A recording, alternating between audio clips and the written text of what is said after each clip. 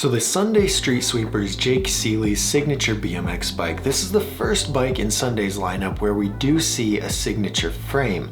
I'm pretty excited about that. The frame quality is great on this bike, but everything else is about average, very similar to the Sunday X, okay? Now, let's get right into it. I'm just gonna tell you everything that you need to know about the Sunday Street Sweeper so that you can decide if this is a good bike for you. No ball.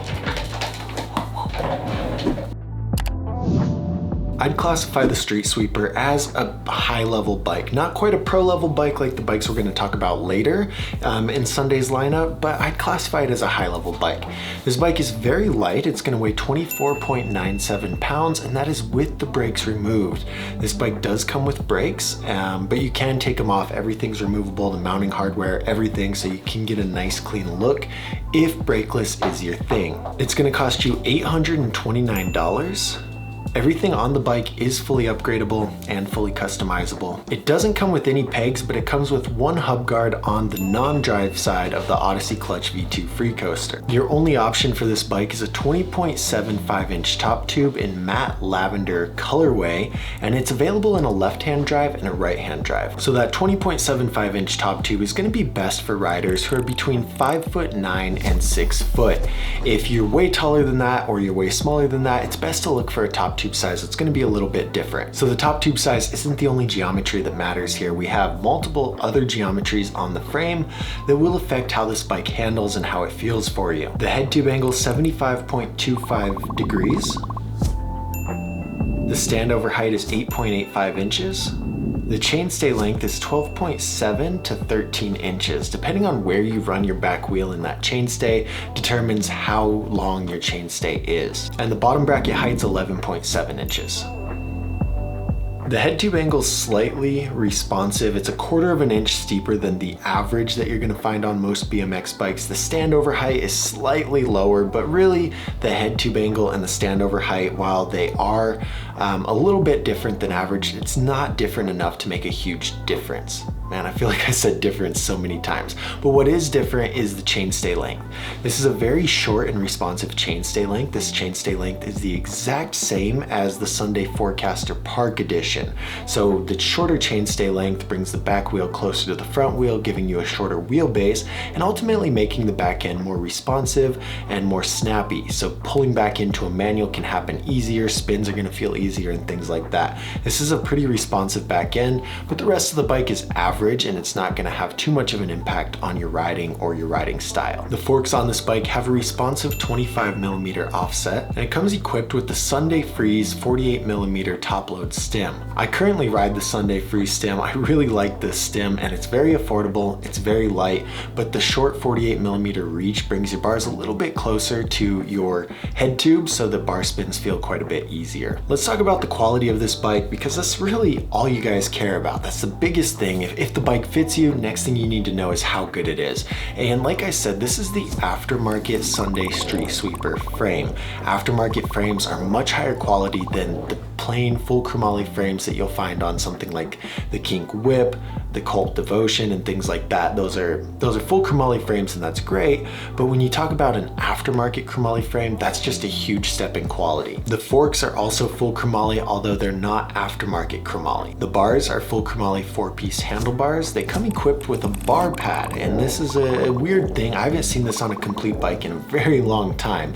Sunday's changing it up a little bit, Jake Seeley's changing it up a little bit, and we're doing a complete bike with a bar pad. The cranks are 8-spline, 3-piece, full chromoly cranks, and the rims are Odyssey quadrant rims. These are double wall rims, and these are actually really high quality rims that you could purchase aftermarket and build custom wheels with. So it's really cool to see this. I talk a lot about rims. I think rims are some really important things because replacing a back wheel or a front wheel gets very expensive. So having high quality double wall rims, perfect. Now I'm pretty impressed with the aftermarket Sunday Street Sweeper frame. I'm pretty impressed with the Odyssey Clutch V2 free toaster, and I'm very impressed with the Odyssey Twisted PC pedals.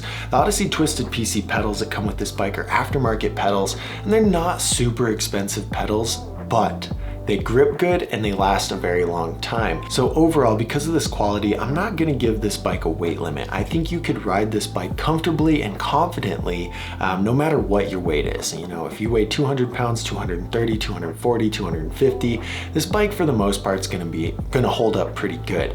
And the reason I say that is that aftermarket full chromoly frame, the full chromoly bars, the full chromoly forks, and those strong double wall rims. These are what I call core components, and I think it's very important for a new rider or a heavier rider to consider the core components that they're getting with their bike before they buy it. If you buy a bike with weaker core components and these components break, it's very costly to replace them. For example, if you buy a cheap BMX bike like the Sunday Scout without a full chromoly frame or an aftermarket chromoly frame, and you put some abuse on that bike and you break your frame, guess how much a frame replacement is going to cost you? $400 to $500 just for the frame, and that's the same cost as the bike. So if you can buy a bike with good quality core components, you won't have to necessarily worry about replacing those parts very soon. So it would just be bad to get a bike with bad core components, and you'd be spending way more money replacing those core components if they were to break than you would if you had just spent a little bit more and got a bike that comes with good quality core components. You wouldn't have to worry about it. So final thoughts here, I do recommend the Sunday Street Sweeper if you have a good budget.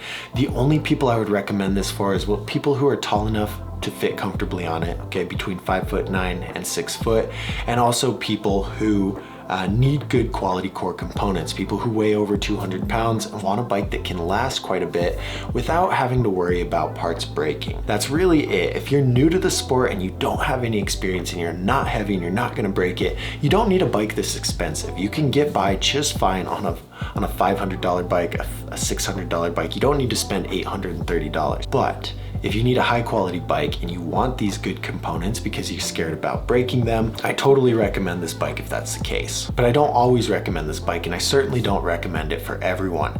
If you want me to find the perfect bike for you, click the button up here on the screen and request a free bike recommendation.